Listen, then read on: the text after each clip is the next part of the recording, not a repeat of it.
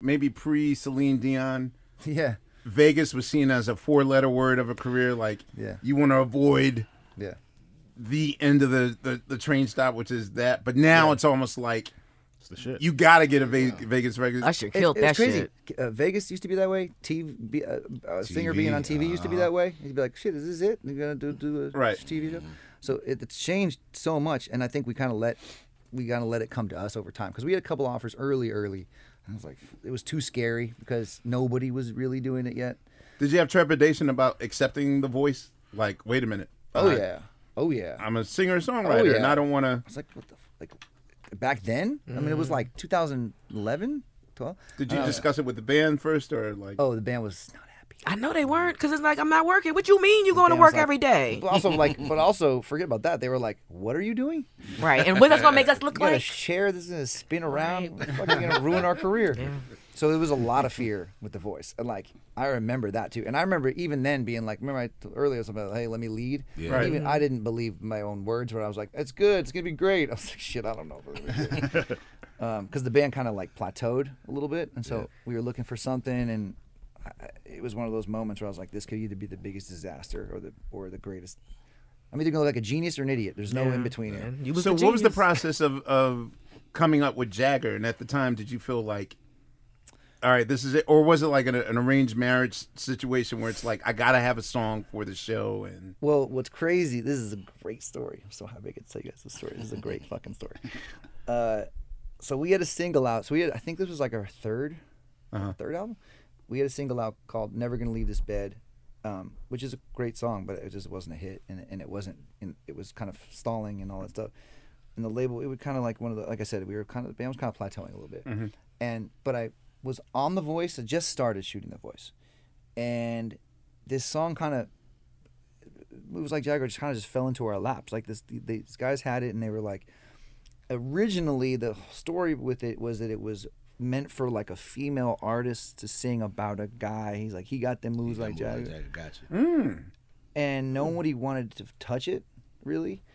And then I think even maybe it was pitched to like Janelle Monáe at a certain point. Like, wow. It was like, I know that sounds crazy. Yeah, she obviously didn't want to do it, but like I remember hearing that name. Right. It was early, and then I kind of got in there, and I had I'm a lyrics guy. Like if the lyrics are really bad, like I can't touch something. So I had to go in, and I was like, look, I think this could be great. I'll say I got the moves like Jagger. They're like, are you sure you want to do that? That's kind of a crazy thing to say, because the song was about like a romantic, love interest for a girl. It was like a totally different perspective. Right. And I was like, yeah, fuck it, why not? And then fixed the lyrics, which were like not good. And Shellback, great songwriter, producer, kind of was his like kernel. It was basically his idea, but there was like gibberish on the lyrics, so I got to run with those a little bit. Were you allowed to? Yeah. Okay. Yeah, I couldn't live with what was there. Like, you bro said that to the. Sounds like a Max. Well, I Martin had never situation. co-wrote before. Okay. I didn't know the rules. I was like, yo, we gotta change these fucking lyrics. He's Swedish. Yeah. Okay. They're Swedish. It was very. It was a lot. Oh, that is Max. I don't want to sing you. Wait, some of does the he original. come from the Max? It's Max Max Martin. and Okay. Shellback. No, it wasn't. Yeah, it was Shellback, and that was like early because he was like Max's protege, kind of. Yep. Gotcha. Started off. Do you guys incorporate that in the show? It is not in the show. Nah, it's not. God, And Juliet, Max too. the Max Martin. Yeah. That was like the beginning of my relationship with Max and Shellback, and that was like the Swede era. Who I do. Did you physically go there?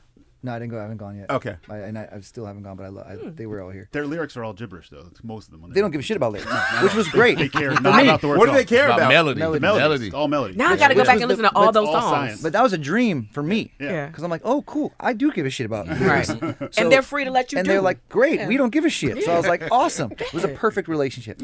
So then they prioritized the. But that's what I'm saying. But they were the best at that. So they had that, and I was like, I'm not talking about like your favorite car, your Ferrari. I'm like, no. That sounds like them. I was like, that shit, right? Okay. So we changed it. We made it more bearable. Anyway, so that happened. It was great. It was fun. We were like, man, we got a fucking monster. I went to Mark Burnett, who's the producer of The Voice, and I'm like, so we had a single. So here's where the story gets really good. So we had a single out. So the Interscope was pushing the single, and we had this other song, right? That we didn't fucking really. I mean, I wrote it, but not really.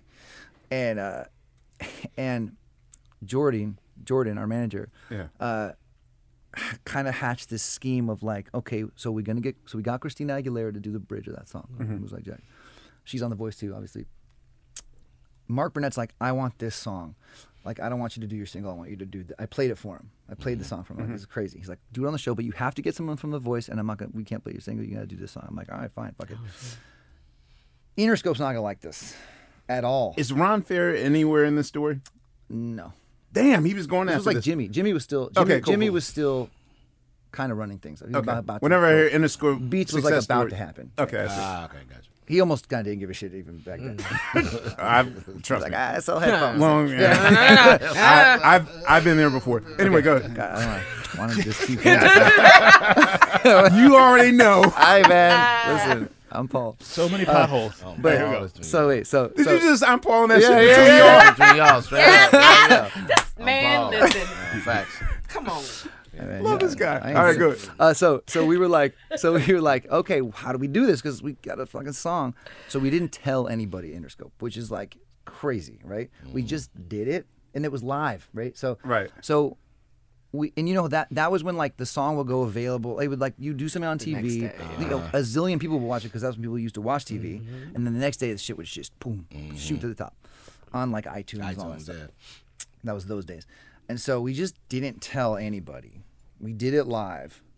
And then, of course, and so that night, Jimmy, everybody calls and is like, what the fuck? Like, you know, our label guy, our indie guy was like, this is what the fuck? You guys went rogue. Like, you have a single out. I can't believe you didn't. This is the worst piece of shit I've ever heard in my life. What are you doing? And Jordy was just like cold-blooded. He was just like, let's talk in the morning. Jordan, he Jordan. knew. And he was like, let's just talk in the morning. And of course, the morning, boom, biggest song on the planet. And so that was the moment where it was like, okay, record label, we will deliver the songs to you and you will put them out. Like, that was the battle that we won. And I will talk shit about all this because I don't give a fuck. Like, because record labels shouldn't tell, I don't think, bands what to do. And so that was where we took all the power because they were completely wrong. And we took a bold move. Hey, if we were wrong, it would be like, we would be babysat for the rest of our lives. You would own it. Right. But, Plus, you had a steady after that. It's like, I'm still on this platform, so I'm gonna still be selling your shit, and it's going to go higher because I'm here. So shut the fuck up. like I said, at what we point did became A&R in that moment. I was like, Fuck up. give me my badge. So after that, then they just left you guys alone. And I don't think I talked to another person at a record label to this day. that is nice. I love it.